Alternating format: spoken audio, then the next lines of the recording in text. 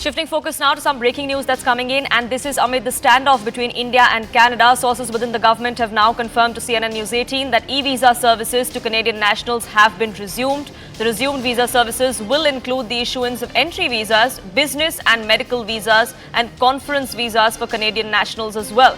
Entry visas are granted to people of Indian origin and to those who are dependent family members of employment visa holders. Siddhant, my colleague, now joining us, getting us more details. Siddhant, significant move given that we were seeing the standoff between the two countries only intensifying. Well, that's right. And now, but it could be, it could also be seen as one more step towards de-escalation. Now, on 26th of October, it was announced that visas under certain categories will be resumed, and this was announced by High Commission's office in Ottawa, which included medical visas, business visa, entry visas, and also the conference visas.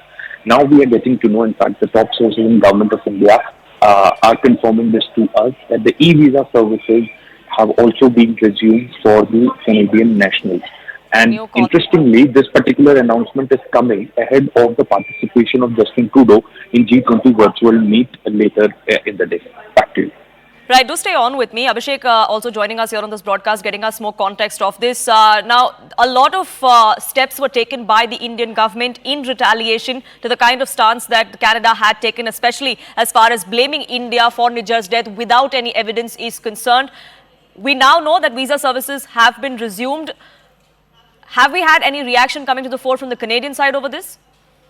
Well, this is a great respite for the people from Canada who wish to travel to India, and we know that India had suspended all type of visa application in the past, and resumption of visa services were done just few days ago, and now the e-visa facility has also been started.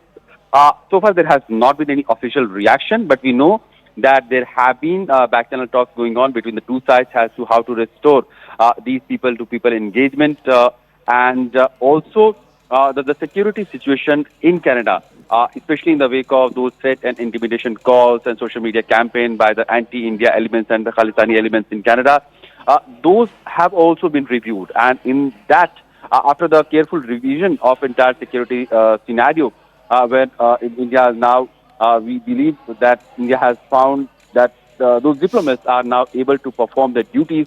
Yes. These steps are being taken to ensure that the people-to-people engagement between the two sides is not impacted by the sourness of diplomacy between the two sides.